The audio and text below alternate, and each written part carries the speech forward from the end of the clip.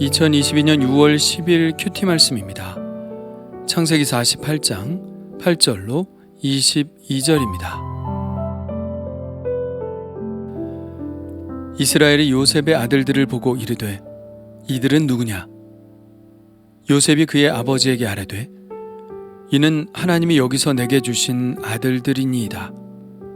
아버지가 이르되 그들을 데리고 내 앞으로 나아오라. 내가 그들에게 축복하리라. 이스라엘의 눈이 나이로 말미암아 어두워서 보지 못하더라. 요셉이 두 아들을 이끌어 아버지 앞으로 나아가니 이스라엘이 그들에게 입맞추고 그들을 안고 요셉에게 이르되 내가 네 얼굴을 보리라고는 생각하지 못하였더니 하나님이 내게 네 자손까지도 보게 하셨도다. 요셉이 아버지의 무릎 사이에서 두 아들을 물러나게 하고 땅에 엎드려 절하고 오른손으로는 에브라임을 이스라엘의 왼손을 향하게 하고 왼손으로는 므낫세를 이스라엘의 오른손을 향하게 하여 이끌어 그에게 가까이 나아가매 이스라엘이 오른손을 펴서 차남 에브라임의 머리에 얹고 왼손을 펴서 므낫세의 머리에 얹으니 므낫세는 장자라도 팔을 엇바꾸어 얹었더라.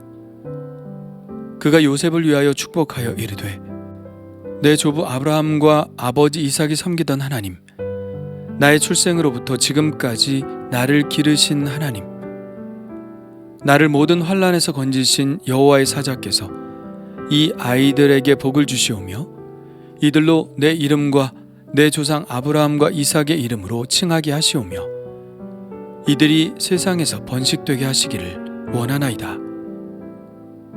요셉이 그 아버지가 오른손을 에브라임의 머리에 얹은 것을 보고 기뻐하지 아니하여 아버지의 손을 들어 에브라임의 머리에서 므낫세의 머리로 옮기고자 하여 그의 아버지에게 이르되 아버지여 그리 마옵소서. 이는 장자이니 오른손을 그의 머리에 얹으소서 하였으나 그의 아버지가 허락하지 아니하며 이르되 나도 안다 내 아들아, 나도 안다. 그도 한 족속이 되며 그도 크게 되려니와 그의 아우가 그보다 큰 자가 되고 그의 자손이 여러 민족을 이루리라 하고 그날에 그들에게 축복하여 이르되 이스라엘이 너로 말미암아 축복하기를 하나님이 내게 에브라임 같고 므낫세 같게 하시리라 하며 에브라임을 므낫세보다 앞세웠더라. 이스라엘이 요셉에게 또 이르되 나는 죽으나 하나님이 너희와 함께 계시사 너희를 인도하여 너희 조상의 땅으로 돌아가게 하시려니와 내가 내게 내 형제보다 세겜 땅을 더 주었나니 이는 내가 내 칼과 활로 아모리 족속의 손에서 빼앗은 것이니라. 아멘.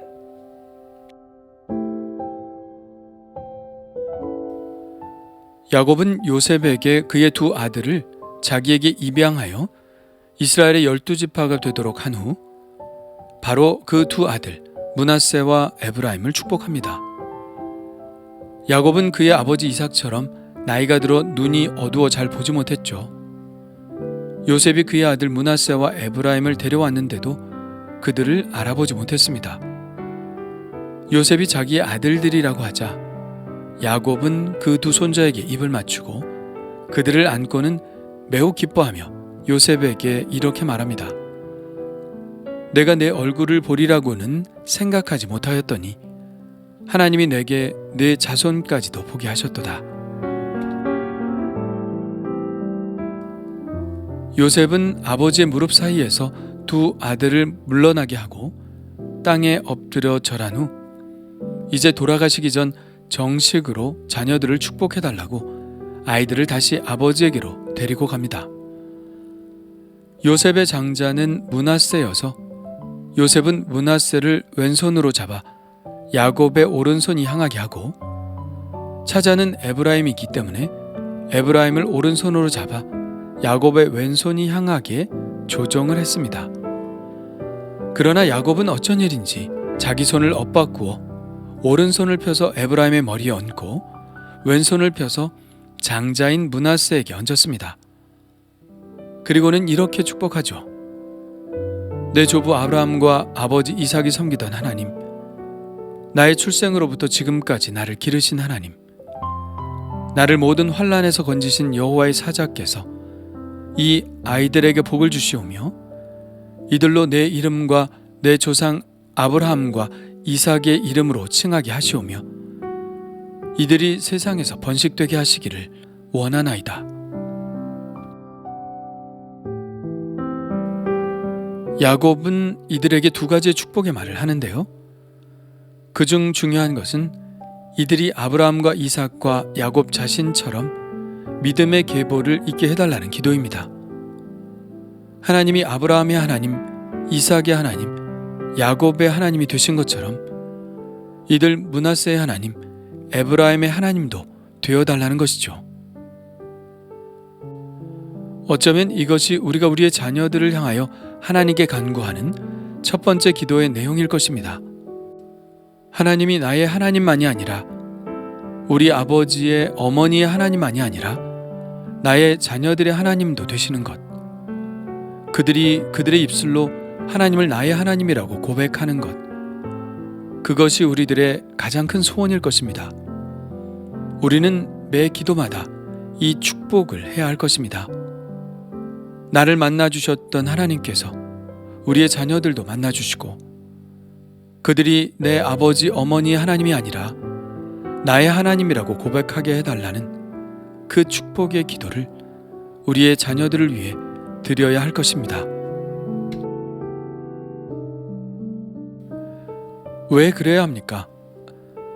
하나님 없이 살아간다는 것이 얼마나 힘든 삶이라는 것을 우리는 잘 알기 때문입니다. 야곱은 이 축복을 빌면서 자기가 경험한 하나님에 대해서 고백하고 있는데요. 그가 고백한 하나님은 어떤 하나님인가요?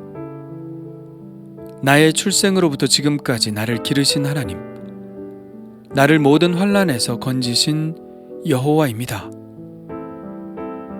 야곱은 평생을 목자로 살았죠. 그는 양들을 사랑으로 돌보았습니다. 그래서 그는 목자가 얼마나 양을 사랑으로 돌보는지 아는 사람이었습니다. 그런 그가 고백하는 하나님은 어떤 하나님인가요? 바로 나를 기르신 하나님입니다. 한시도 눈을 떼지 않고 지금까지 나를 기르신 하나님입니다. 또 하나님은 야곱을 모든 환난에서 건지신 분입니다. 야곱은 험악한 세월을 살았지만 그 모든 위기의 순간마다 하나님께서 그를 건져주셨습니다. 에서의 위협으로부터, 라반으로부터, 세겜의 사람들로부터, 또 자식을 잃어버린 그 상실감으로부터 건져주셨습니다.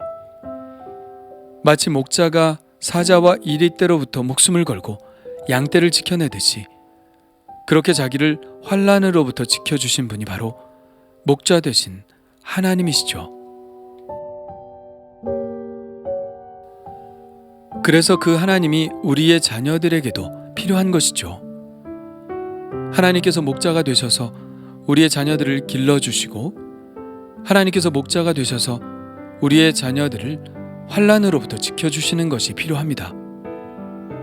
하나님께서 나의 하나님이 되셔서 그렇게 해주셨던 것처럼 우리의 자녀들에게도 목자가 되어주셔서 길러주시고 건져주시는 것이 우리의 간절한 기도가 되어야 할 것입니다.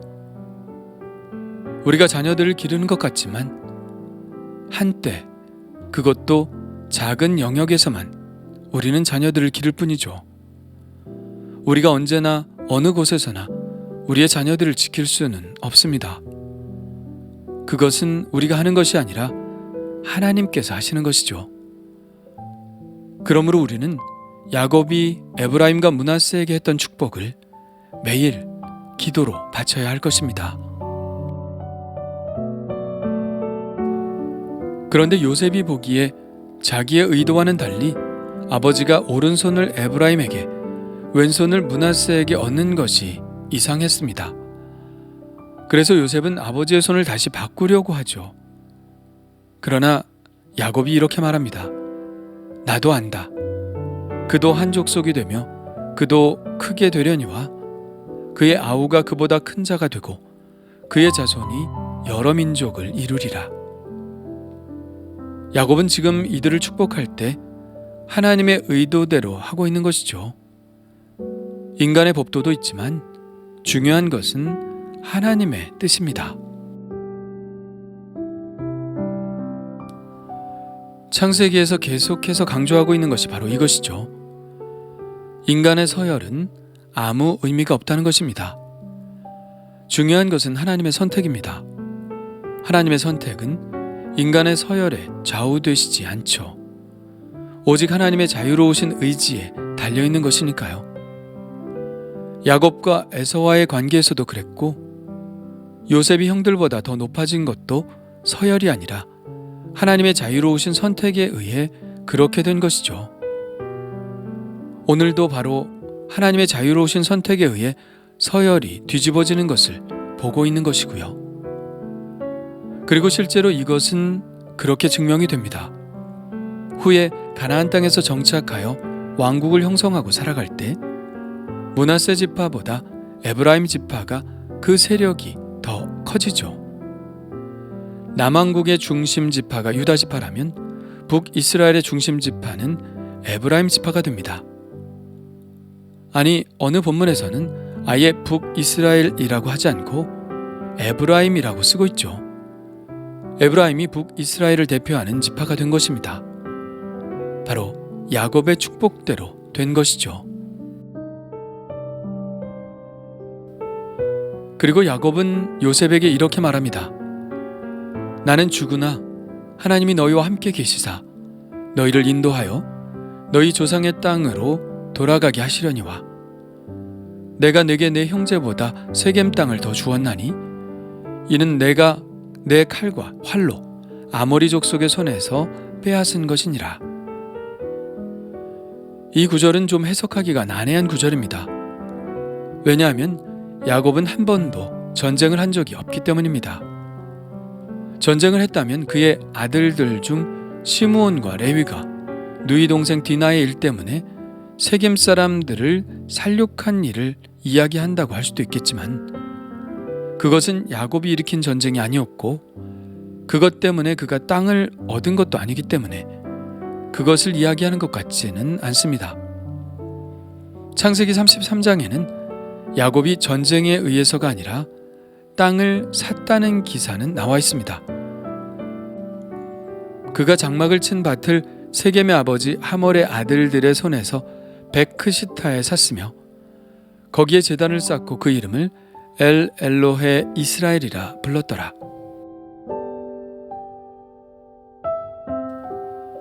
어쨌든 야곱은 세겜 땅을 소유했고 그 땅을 요셉에게 주기로 했습니다.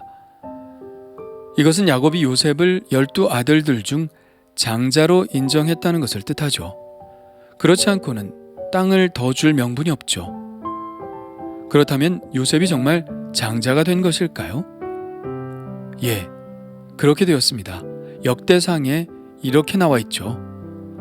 르우벤은 장자라도 그의 아버지의 침상을 더럽혔으므로 장자의 명분이 이스라엘의 아들 요셉의 자손에게로 돌아가서 족보의 장자의 명분대로 기록되지 못하였느니라. 유다는 형제보다 뛰어나고 주권자가 유다에게서 났으나 장자의 명분은 요셉에게 있으니라. 분명히 장자의 명분은 요셉에게 있다고 말하고 있죠. 그래서 야곱은 요셉에게 세겜 땅, 자기가 돈을 주고 산 그 땅을 요셉에게 준 것입니다. 이것과 관련된 이야기는 요한복음에서도 나오는데요. 예수님이 세겜 땅에 가신 일이 있었죠. 한 우물가에서 사마리아 여인과 만난 이야기의 배경이 되는 것이 바로 세겜입니다. 요한복음에는 수가성이라고 나와 있죠. 요한은 그곳을 설명하면서 이렇게 쓰고 있습니다. 사마리아에 있는 수가라 하는 동네에 이르시니 야곱이 그 아들 요셉에게 준 땅이 가깝고 거기 또 야곱의 우물이 있더라. 그러니까 야곱의 이 유언은 그대로 이루어져서 수천 년이 지난 후에도 그 일이 된 것을 사람들이 볼 수 있었던 것이죠.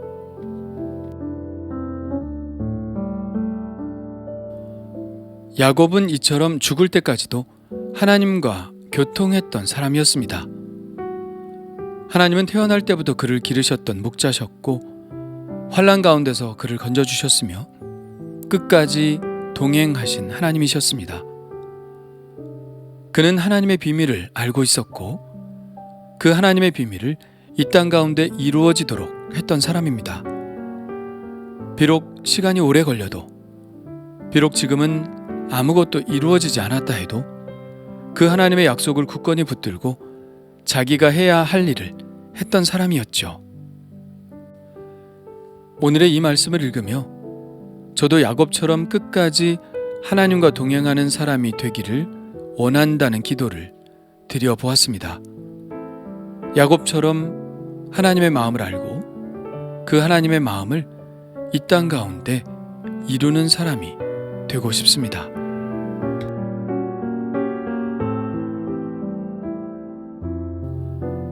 주님 감사합니다. 주님은 복중에서 나를 지으시고 지금까지 인도해 주셨습니다.